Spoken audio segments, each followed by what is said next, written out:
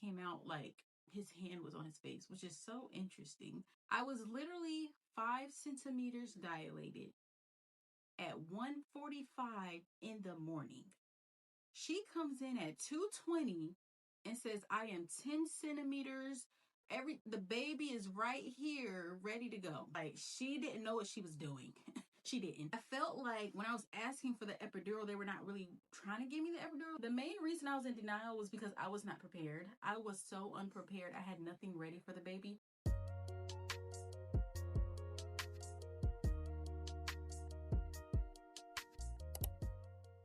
Hi guys, welcome back to my channel. I'm Jasmine, and today I'm going to be talking about my labor and delivery story with my third baby.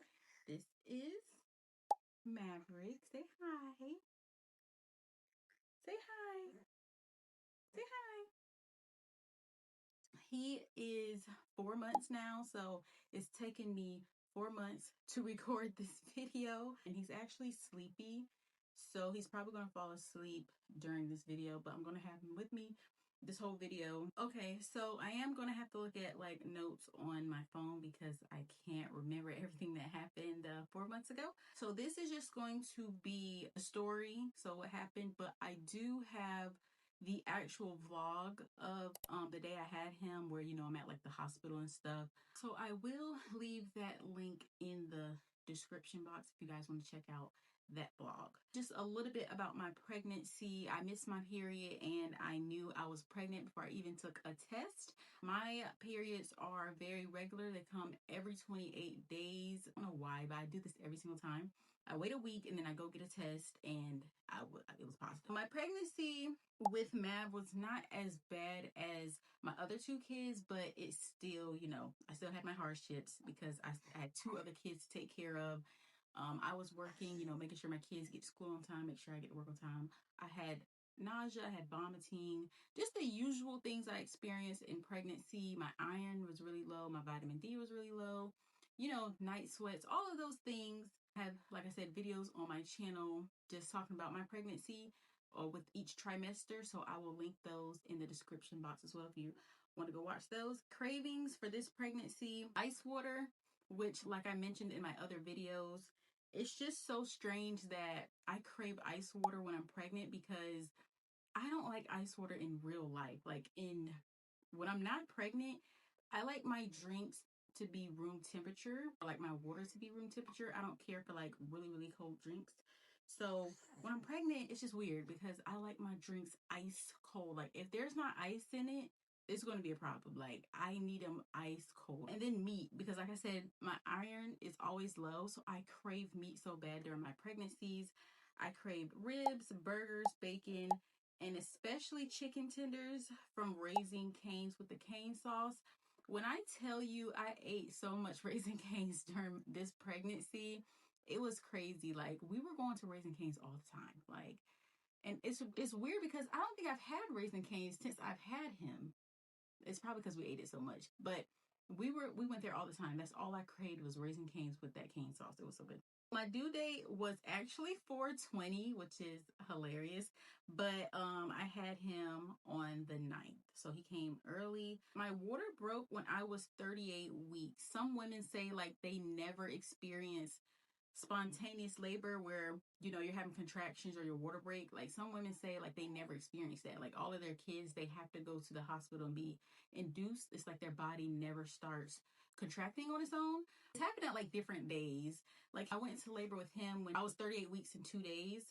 One of my other kids, I was like 38 weeks and 5 days, and one of the other ones I was like 38 weeks and 1 day. So it's like just during that 38th week I go into labor, and it's just so kind of crazy, but I think that's cool too. So I gained 17 pounds. I started at 167 and I ended at 184. So this was definitely the biggest I've ever been. With each pregnancy, I'm bigger. My first pregnancy, I started at 130, I believe. My second pregnancy, I started at like 150, and this pregnancy, I started at like 167. So I'm bigger every single time. But what's interesting was right after I had Mab, like when I went home, I got super sick. And I mean, it was like the sickest I've ever been. And I actually was so sick that I lost all of that weight. So a week after having Mav, like 7 days after having Mav, when I got my weight checked, I was 167. So I was back to the start of where I was when I was pregnant. So that was interesting. On Monday, April 8th is when my water broke. What happened was, and I don't know if this has something to do with it, but like the day before on Sunday, we had took our kids somewhere. We took them on an outing. We took them somewhere. And I just remember we were going like all day. We were walking a lot. And like my back was hurting so bad. The next day, I woke up, took the kids to school. And then I came back home and I laid down. And then my husband had to get up to go to a doctor's appointment. I forgot what time it was. I think it was like around 8ish or something. So he got up, kissed me, and he left. And so I laid back down after that. And I just remember laying there and I felt like a tiny pop and nothing happened. Immediately, I knew that that was my water breaking and I was going into labor. But I always have denial when I go into labor. I don't know why or what it is, but every time I go into labor, I'm always in denial. Like, I just don't believe that it's really happening. I was like, nope, that's not it. The baby just kicked me weird. Like, I'm not going into labor. Like, no, there's no way. The main reason I was in denial was because I was not prepared. I was so unprepared. I had nothing ready for the baby. And so I was like, this can't be happening because I'm not ready. The water broke with my other 2 pregnancies as well. It was a big gush of fluid, like a big, big gush of fluid. With this one, I felt the pop and nothing happened. So I'm like, okay, maybe it's not. Like, what's going on? And I was just laying there in the bed. I was like, let me just go back to sleep. This is not happening. And then I felt a trickle like 5 minutes later. So I was like, okay, let me go to the bathroom. Maybe, am I peeing on myself? Like, what's happening? Which is, I never pee on myself. But like I said, I'm in denial. So I went to the bathroom and used the bathroom. Then I lay back down and I felt a trickle again. And I'm like, oh my gosh, like whatever. So I just end up getting up and putting a pad on. I hadn't washed the baby's clothes. Did I? Did I wash your clothes? No. We had just got the car seat, but it was installed. Nothing was ready. So basically, I was like trying to clean up the house because it was a little, like the dishes and stuff. Like I just wanted to come back home to like a clean house. So I was cleaning up, washing his clothes and everything. My hospital bag was not packed. Like, guys, when I say I was not ready, I was not ready. So do not procrastinate. Do not be like me. I see a lot of women who they actually start around like 36 weeks and they start getting their hospital bag ready and everything ready. So don't be like me, please. My water is flowing. It's not gushing like normal, but it is still flowing. So we went to pick the kids up from school around 1 p.m. Say bye. Say bye. Say bye bye. Say bye bye. Okay, so you hear heavy breathing and all of the things. He's probably like about to go to sleep. So after we dropped the kids off, we went to get cookout and we came home and we ate it. Because if you don't know, usually once you're checked into the hospital, at least my experience, they do not let you eat or drink anything. I've seen some women say that they could eat after going to the hospital, but 3 different hospitals I've been to, they never let me eat. And they literally asked me like, did you eat? Because I'm like, yes, trust me, I had a big meal. So I always eat before I go into the hospital because you don't know how long you're going to labor and how long you're going to be there and whatever. I packed my hospital bag and I showered and everything. I always like to shave and shower before I go up in the hospital. And so we got to the hospital around 5:30. They checked me and I was only dilated to a 1. So like I said, I was not really having contractions. My water was flowing, but I wasn't having control. I was having them, but they was like once every other hour or something. Like they were not really coming. They gave me Cytotec, which were like these little pills. I had to put them in my cheeks to dissolve, and they were supposed to help jumpstart labor. They were supposed to help me contract more. And when I tell you those things worked, I don't know what they put in that Cytotec, but it worked immediately. Like I said, I was only dilated to a 1. I had been in labor for 12 hours. Technically, like my water broke, had been leaking for 12 hours. They gave me the Cytotec around 9 p.m. By 11:30, which is 2.5 hours later, I had to think about it for a second. I was asking for the epidural. Within the hour, my contractions were coming and they were hard, they were strong, they were coming close together. So I went ahead and asked for the epidural. And let me just say this, if you know that you want the epidural, please advocate for yourself. I'm not trying to say there was any malicious intent or whatever. This is just how I felt. I felt like when I was asking for the epidural, they were not really trying to give me the epidural. They were like, "Oh, are you sure? Do you just want some pain medication for right now?" Or they was like, "Do you want to just wait, you know what I'm saying, a little later to get it or whatever?" They just kept, it just felt like, I'm like, "No, I want the epidural. I want it right now. I want the epidural." And I said it nicely, of course. Nurses were nice and everything. It just, see, I don't know why. I just got the vibes of like, they were like trying to make me wait later to get it. And in my experience, they take a long time to give you the epidural. So when you ask for it to when you get it is usually like an hour, 2 or 3, because usually there's only like one anesthesiologist and they have other patients that they have to tend to first before they get to you. And they take like a long time to make their rounds. So I've learned that when I know it's painful, but you know what I'm saying, it's not my worst, but it's going to get worse, go ahead and ask for it, because it's going to take them, you're going to still be in pain for like another hour or 2 or 3 before they even get to you. Does that, if that makes sense? Because they have to order it, and then it was like, "Oh, we have to make sure you get this bag of fluid before you get it, and you have to make sure you get this and that." Like, they have like a checklist of things they have to make sure you do or get before you can even get it. So it's like, can you go ahead and order it and go ahead and start the fluids, do whatever you need to do so that we can get this thing rolling. Like I said, 11:30, I asked for the epidural. An hour later, like around 12:30, so it's now April 9th, the contractions were so close together. They were like about 5 minutes apart at this point. Oh, it's a bug in here. They were strong, they were hard, and I was just like, "Where's this epidural at?" At that point, my husband had been saying he was hungry, right? Because he hasn't eaten since the cookout we had. I forgot what time it was, around like 3 earlier. He was like, "I'm hungry. I want something to eat." The hospital didn't have anything there. Their cafeteria was closed and they didn't have anything.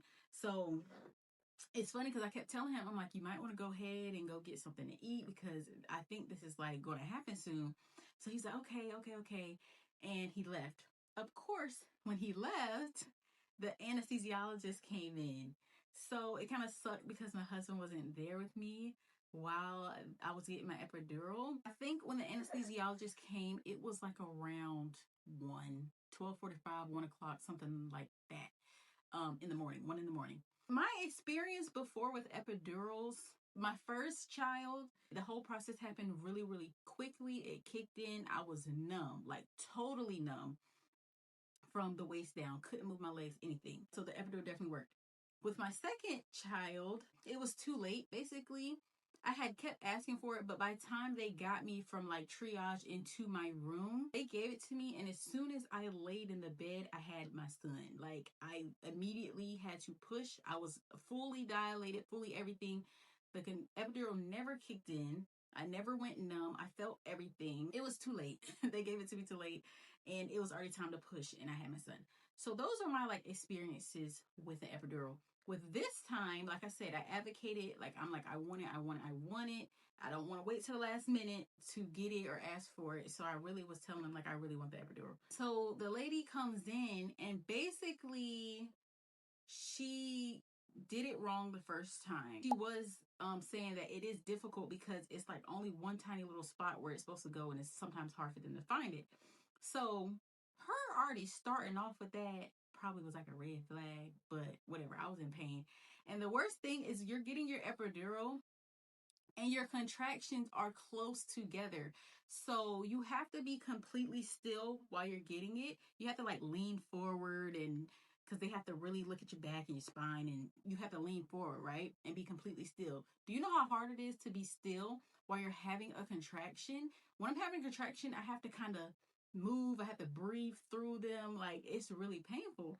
So I had so many contractions while she was doing it.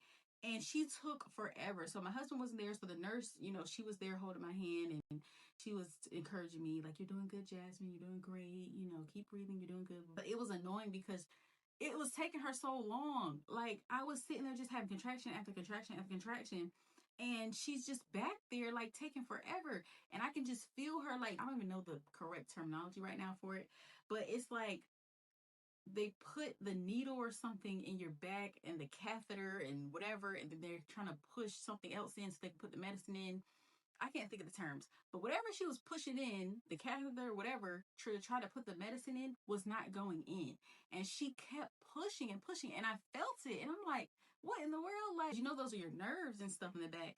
And I was feeling like something down my right leg, and I was telling her, like, there's something going on down my right leg. And like, it was just weird. Like, she just kept pushing, and she's like, yeah, it's just hard because we can't really tell, you know, the exact spot sometimes with blah. And so basically she was like, I have to do it again. So I was just so upset, but there's nothing I can do. Like, I want the epidural. I'm in so much pain. My husband is not there. Like, it was just a lot going on. So she took it out and she did it again. She did a different spot, and I'm gonna put the picture up if I haven't already. You can see I have 2 holes in my back. So the one at the top with the bruise is the place she started at. Like, and it was wrong. You can see a little bruise around it. That's where she placed the epidural at first, and that was the wrong place. So then she did it a second time and she went lower or whatever, and that was the right place. So it's kind of scary because, like, all kinds of things can go wrong. You can get paralyzed because those are your nerves back there. So I'm just thankful that I'm okay. Like, she didn't know what she was doing. She didn't. Anyway, so she did it a second time. She finally got it in, and then, you know, you have to lay down certain ways to for gravity and for the medicine to work. But it definitely started working. I was so happy. A nurse stayed in there. She was looking at the monitor. She was like, okay, you're having a contraction right now. Do you feel it? I'm like, nope. She's like, oh, that's good. That means it's working. So she stayed for like 2 more contractions to make sure I wasn't feeling it. So after the epidural and everything had kicked in, the nurse was like, well, let me check you again. Because the last time she checked me, 5:30, 6 o'clock, I was like 1 centimeter dilated. So she was like, let me check you again. It's been a while. So she checked me and I was 5 centimeters dilated and I was 80% effaced. So around this time, it's probably like around 1:45. It's almost 2 o'clock in the morning. It's around 1:45. She was like, I can feel the baby's hair, like that this is good or whatever. Like, go ahead, lay down, take a nap. She was like, I will be back around 3. I'm going to check you every single hour. You know, we got to turn you. You know, the normal things they have to do. Like, around 2 a.m., finally, I'm laying down. Me and my husband were like, let's take a nap. Like, we're so exhausted. We've been doing this. We've been up and at it since, you know, this morning. And it's just been a long day. So it's like, let's finally lay down and take a nap. Around 2:20, she came in the room and she was like, I was out there at the nurse's station, and she was like, I was looking at the monitors, and basically she was like, your contractions are super close together. She was like, let me check you to see what's going on. She checked me and she was like, the baby's right there. Like, it's time to go. It's time to have a baby. And I'm like, what? Like, what in the world? I was literally 5 centimeters dilated at 1:45 in the morning. She comes in at 2:20 and says, I am 10 centimeters. The baby is right here, ready to go. I went from 5 to 10 in that short amount of time. Isn't that crazy? Like, the body is just amazing. Like, the body is so incredible. Like, it's just crazy. So anyway, I didn't get a nap. Me and my husband didn't get a nap. And then I knew that we were not about to be up for a while later because they have to watch you. They have to, you know, take care of the baby. And then you got to get moved to the postpartum floor. So I knew, like, we didn't have a nap. And now we're about to be up for another couple hours. We had to go wake the doctor up because the doctor on call was sleeping. So she woke him up. He came in. And I actually have the audio of me pushing, like, the doctor and nurses talking to me. You know how they count like 1 through 10 and tell you to breathe, and the baby crying when he came out. If you guys want to hear that audio, go check out the vlog. Like I said, it's actually at the end. I have that audio in there. I'm so happy that I captured that moment on camera. And I'm kind of sad because I didn't do any of this with my other two kids. It was so many years ago, and I didn't have a YouTube channel or anything. So I didn't do this. I didn't record, like, you know what I'm saying, my labor and delivery with them. Such a beautiful moment. And I think that everybody should do it, like, just for memories. Like, yes, you have it in your mind what happened, but just having it on camera, like the sound of your baby coming out for the first time, like, oh my gosh, it's so beautiful. I ended up pushing 4 times, and he was born at 2:49 a.m. They said he came out like his hand was on his face, which is so interesting. He was 7 pounds even. So he was my biggest baby because my other babies were in the 6 pound range. He's over here snoring. I don't know if you can hear him. Yeah, guys, so that was my labor and delivery story for my third baby, and this is my last baby. Thank you so much for watching this video, and I will see you in my next one.